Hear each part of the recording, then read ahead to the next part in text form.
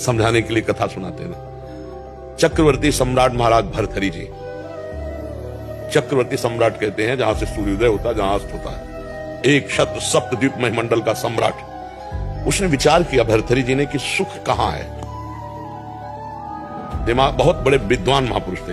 उन्होंने कहा खाने में भी सुख एक सीमा तक है। रुपया पैसा खजाना इसलिए प्रिय क्योंकि इससे भोग सामग्री मिलती है।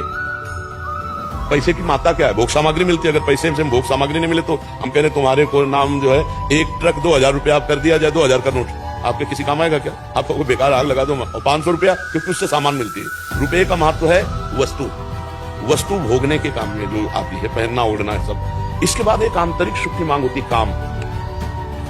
इसको बहुत समझ के देखना। केवल अंतिम सुई जाकर रुकती काम में, शरीर भोग। स्पष्ट वर्णन, सब सुख एक तरफ और मन की एक मांग होती शरीर भोग, वो भी नवम। भर्तहरि जी ने पूरे विश्व में ऐलान कर दिया मैं उसे पटरानी बनाऊंगा जो मुझे पसंद आ जाए। सब सुंदरियां देश, अभी मतलब सप्तद्वीप मंडल मतलब विदेश सब। तो एक पिंगला नाम की सुंदरी जिसके आगे सब सुंदरियां फैलती। भर्तहरि जी को उसने पसंद किया, भर्तहरि जी ने उसे पसंद। अब वो तो कोई साधारण पुरुष तो थे नहीं, तो उन्होंने कहा कुछ वर्ष में राजकाज बिल्कुल नहीं करूंगा। विक्रमादित्य उनके भाई थे, बहुत बड़े प्रसिद्ध चक्रवर्ती सम्राट, वही बने जाके आगे। विक्रमादित्य महान बलशाली राजा थे, उनके छोटे भाई थे। उनको राजपद दे दिया और कहा मैं केवल देखूंगा भोग में है कितना सुख। वैज्ञानिक दृष्टि उनकी। अब रात दिन अच्छे अच्छे पदार्थ खाना। चक्रवर्ती सम्राट थे, पिंगला के साथ रहना। पिंगला ने एक दिन खिड़की से झांक के देखा, बलशाली अश्वों की सेवा कराने वाला अश्वपाल वो समझा रहा था अपने सेवकों को ऐसे। रानी ने देखा और आकर्षित हो गई और हुक्म किया दासी को, अश्वपाल से बोलो अमुक जगह मिले। तो दिन में महाराज सहन करते थे, तो दिन में जब सोते होते तब वो अश्वपाल से मिलने लगी।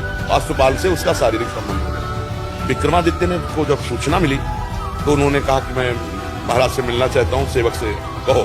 बहुत प्रवीण थी पिंगला, उसको भनक लग गई दासी के द्वारा कि विक्रमादित्य आपकी चाल को जान गया है। भर्तहरि जी से उन्होंने कहा कि आप अपने भाई को क्या बहुत अच्छा समझते हो? मेरे ऊपर वो गंदी नजर रखता है। प्रिया चरित्रम पुरुषस्य भाग्यम दैवो न जानामि कुता मनुष्या। जो कपट छल करने वाले स्वभाव वाले होते हैं उनका अलग। अब विक्रमादित्य ने कहा मैं भ्राताश्री से मिलना चाहता हूं और उसने पहले ही क्लियर कर दिया।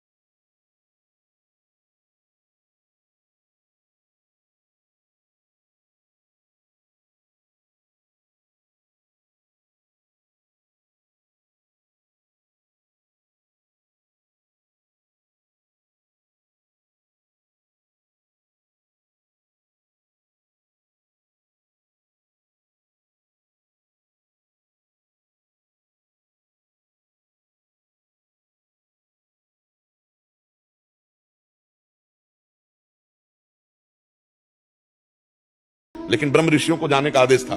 वो गए, महाराज की जय जयकार हो। महाराज मैंने तपस्या के द्वारा अमर फल प्राप्त किया है, मुझे धन दिया जाए। तो उन्होंने खजाने में कह दिया जितना मांगे धन दे दो। वो अमर फल लिया और विचार किया मैं अमर होके क्या करूंगा? अगर पिंगला अमर रहेगी तो पिंगला को दिया खा लो।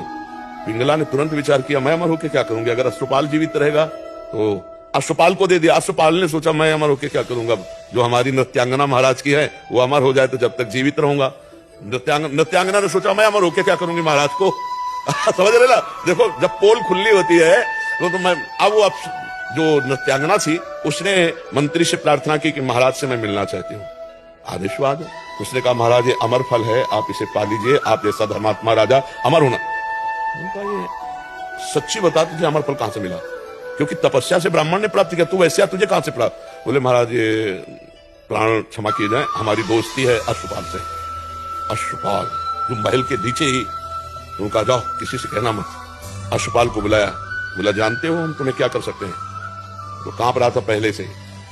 बीच सभा में आरे से चिरवाएंगे अभी तुझे, और अगर तू सत्य बोल देगा तो तुझे क्षमा कर देंगे, बिल्कुल कोई दंड। बोले महाराज पिंगला जी ने। क्यों? पिंगला से तुम्हारा क्या संबंध? बोले विक्रमादित्य ठीक कह रहे थे, हमारा पिंगला से शारीरिक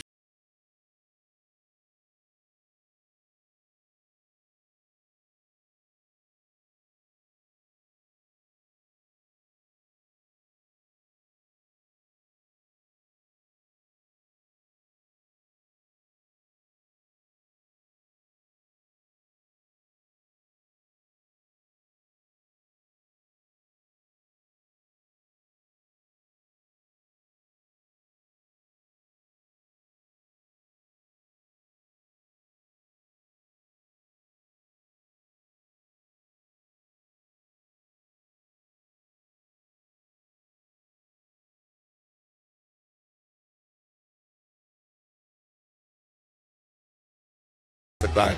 आज तुम्हें प्यार कोई कर रहा है और तुमसे सुंदर मिल जाएगा, कल वो उसे प्यार करने लगेगा।